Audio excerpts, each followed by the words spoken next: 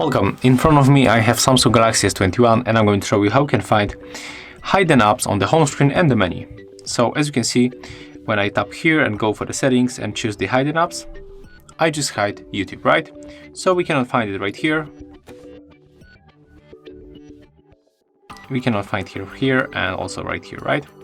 But if you want to find it, you have to tap here and type YouTube and you will get it here. You can easily open it. And if you want to put it back on the home screen and the menu, you have to make the same.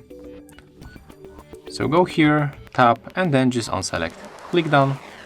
And as you can see right now, YouTube will appear in the menu. Thank you guys for watching. Leave thumbs ups, comments, and subscribe to our channel.